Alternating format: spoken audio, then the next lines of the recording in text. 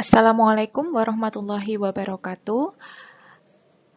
Oke, mahasiswa semua, kita lanjutkan kuliah kita untuk mata kuliah survei dan pemetaan geomorfologi. Kali ini kita masih melanjutkan materi tentang identifikasi bentuk lahan. Nah, untuk minggu ini kita identifikasi bentuk lahan khusus asal proses struktural. Ya, jadi kalau minggu sebelumnya kita sudah membahas bentuk lahan asal proses vulkanik dan juga fluvial. Nah, untuk yang minggu ini masuk pada bentuk lahan asal proses struktural. Oke, jadi bentuk lahan asal proses struktural itu terbentuk karena adanya proses endogen atau yang diistilahkan sebagai tektonisme atau diatropisme. Ya, jadi ini merupakan proses akibat pergerakan maupun pengangkatan adanya lipatan dan patahan pada suatu struktur batuan di suatu daerah.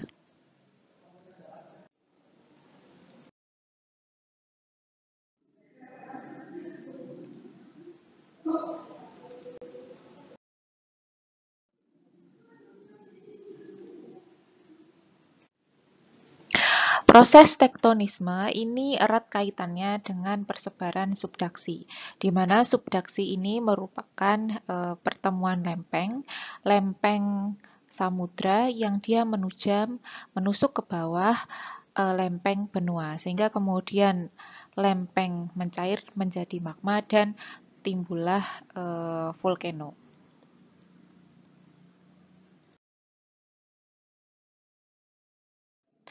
Dampak adanya tektonisme, ada zona subdaksi tadi, kemudian adanya timbul volcano, dan juga beberapa struktur geologi.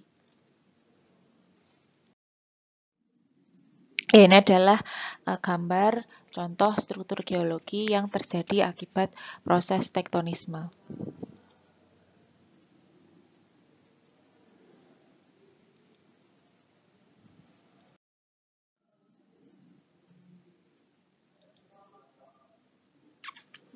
Proses tektonisme ada faktor pengontrolnya, jadi ada beberapa faktor pengontrol, yakni yang pertama adalah sifat dasar material, kemudian ada berkaitan dengan suhu, kemudian ada berkaitan dengan tekanan dan juga waktu. Ini adalah fault atau lipatan. Ya, jadi dari karena adanya tekanan ya di segala arah, kemudian batuannya menjadi terlipat.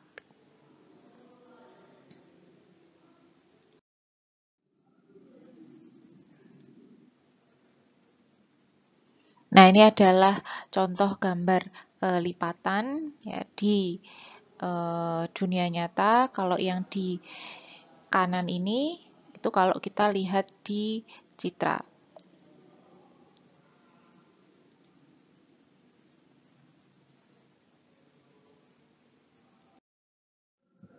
Ya, jadi lipatan tadi merupakan gerakan tenaga endogen lapisan bumi yang dia kekuatannya itu tidak terlalu besar dan dia berlangsung pada waktu yang lama, sehingga kemudian timbullah kerutan ya, jadi menimbulkan lapisan kulit bumi yang dia berkerut. Nah, ini adalah contoh beberapa bentukan dari lipatan. Ada sinklinal yang merupakan lembah lipatan, kemudian ada antiklinal, yakni merupakan punggung lipatan. Untuk rekamben antiklinal ini merupakan lipatan yang dia menekan sisi lipatan lain.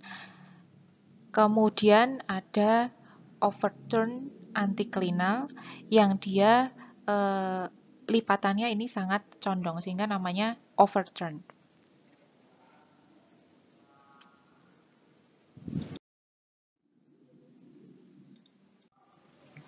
Bentukan lainnya adalah dome dan basin. Dome itu dia menyerupai bukit, di mana dome ini dia merupakan struktur dengan arah perlapisan ke segala arah, berawal dari puncak, ya, jadi membentuk suatu puncak. Kemudian dome tersingkap dikenali dari ikir dan juga lembahnya yang dia membentuk suatu lingkaran. Dom muda memiliki pola aliran radial, sedangkan dom yang dia sudah berumur dewasa memiliki pola aliran anular.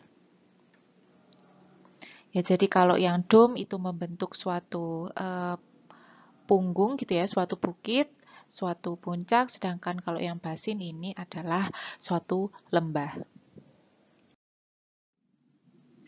Ya, ini adalah contoh gambar citra gitu ya. Kalau ini contoh untuk yang dom.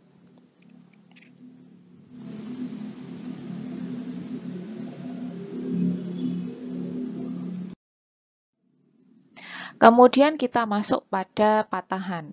Ya, jadi patahan faults itu merupakan gerak perpindahan yang dia sifatnya signifikan dari suatu batuan akibat gerak massa batuan.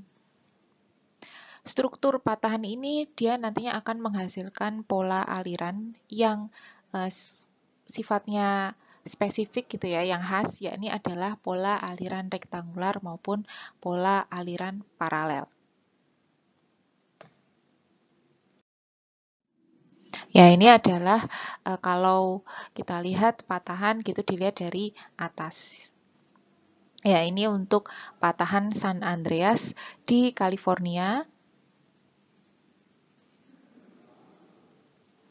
Sedangkan gambar yang di atas ini, itu kita bisa lihat ada patahan dan juga linements. Ya. Jadi ini kita bisa lihat adanya banyak linement dan juga patahan. Ini sangat terlihat gitu.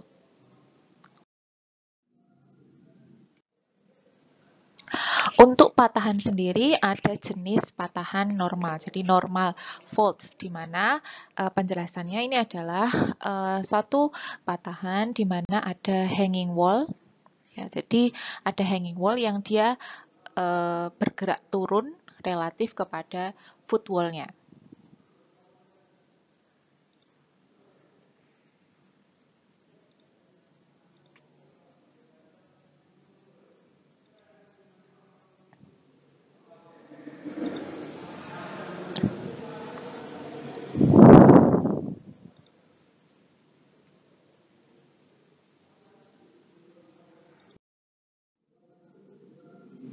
Kemudian ada horse dan graben. Ya, jadi kalau di patahan itu punggungannya disebut sebagai horse, kemudian area lembahnya itu disebut sebagai graben.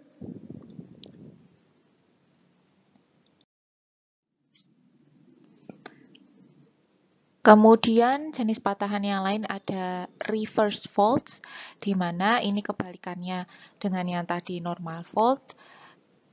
Untuk yang reverse fault ini, hanging wall-nya itu bergerak ke atas dibandingkan dengan footwall-nya.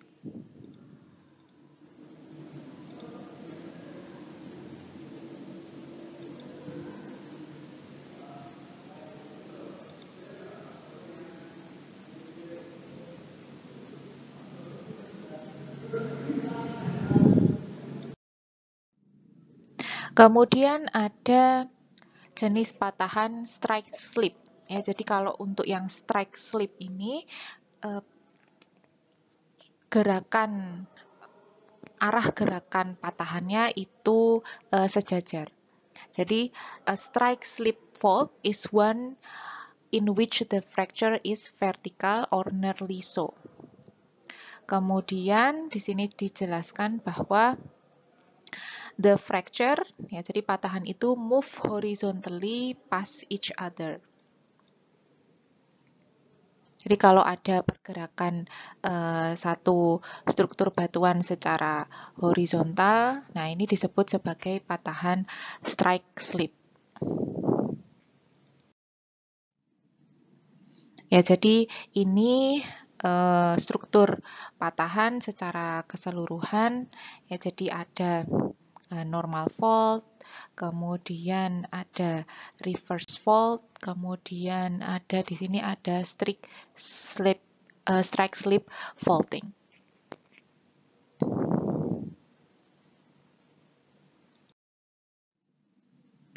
Selanjutnya ada join atau kekar. Jadi kekar dan sesar ini kemudian dapat dikenali dari penginderaan jauh dari yang namanya pola kelurusan. Jadi kita bisa identifikasi kekar dan juga sesar dari citra satelit. Pola kelurusan ini kemudian dapat berupa lembah, igir, maupun sungai. Nah, dari citra, pola-pola kelurusan tersebut pada umumnya dia tergambar dengan rona yang lebih gelap karena bisa kita lihat dari kondisi vegetasi dan juga kelembaban tanahnya yang dia lebih besar. Sehingga menggunakan pendekatan identifikasi vegetasi dan juga kelembaban tanah, dan juga kita identifikasi kalau dari unsur interpretasinya itu dari rona yang lebih gelap, kita kemudian bisa mengidentifikasi pola-pola kelurusan dari citra.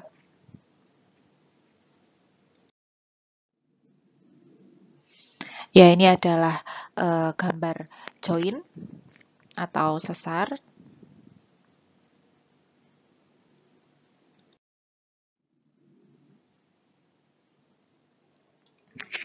Oke, jadi ini merupakan bentukan asal proses struktural. Jadi struktural landform kita beri warna ungu, kemudian diberi simbol S.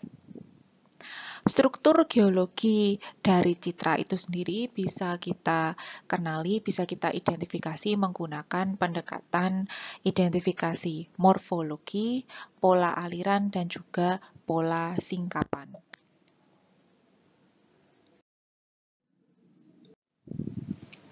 Ini adalah gambar morfologi perbukitan lipatan yang dia dicirikan oleh suatu bukit dan lembah yang berbentuk atau yang sifatnya memanjang dan juga sejajar. Seperti tadi yang sudah pernah kita lihat di slide sebelumnya dari citra untuk perbukitan lipatan. Nah, satuan morfologi perbukitan lipatan ini kemudian dapat diklasifikasikan menjadi sub-sub satuan morfologi.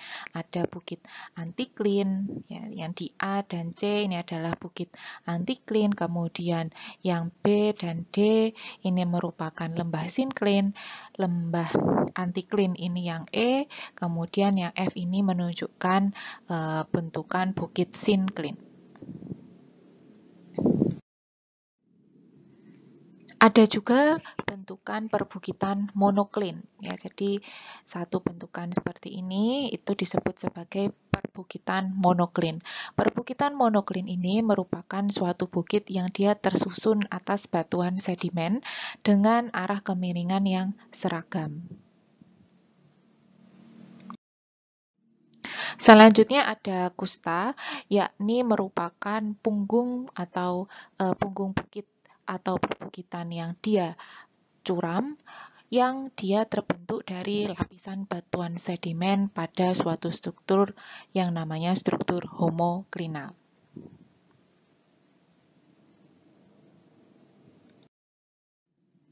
Lalu ada hogback.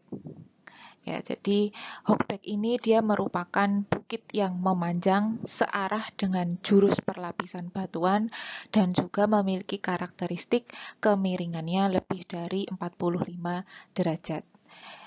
Ya, ini akan lebih mudah kalau kita lihat dari SRTM gitu ya, dari Digital Elevation Model.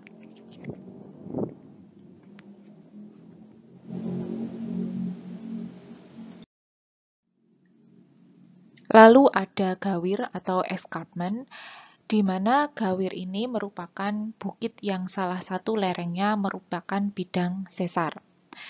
Kemudian karakteristik lainnya adalah ada perbedaan ketinggian yang dia cukup ekstrim antara bagian yang datar dan bagian yang bukit.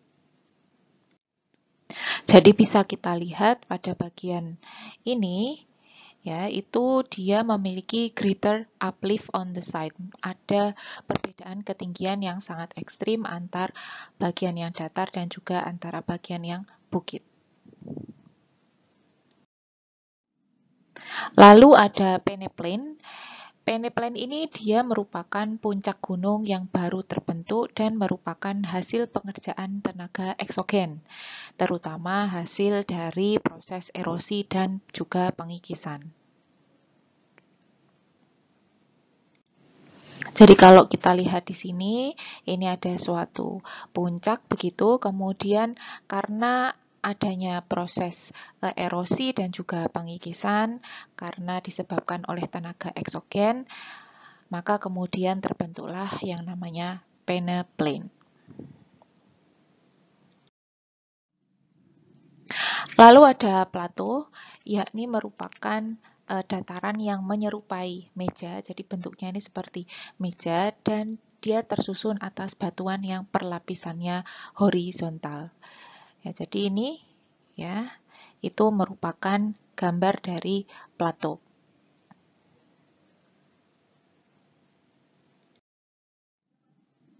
Lalu bagaimana kita mengidentifikasi bentukan asal proses struktural melalui pendekatan atau melalui teknologi penginderaan jauh.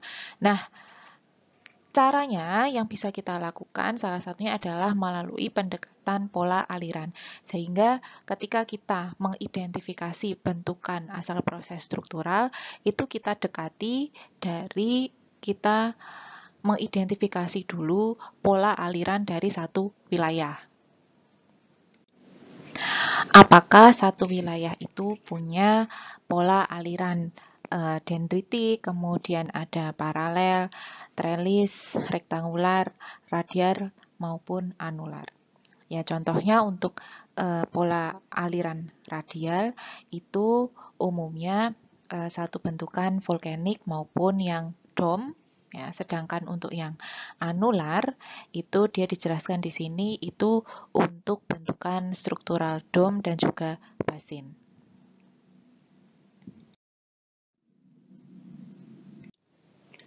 Sedangkan di gambar ini kita bisa lihat itu merupakan hasil dari DEM, ya, Digital Elevation Model, untuk bisa menghasilkan kondisi topografi, tampilan kondisi topografi satu wilayah. Nah, kemudian dari situ diidentifikasi, pada penelitian ini diidentifikasi lokasi dari alignment dan juga lokasi dari patahan.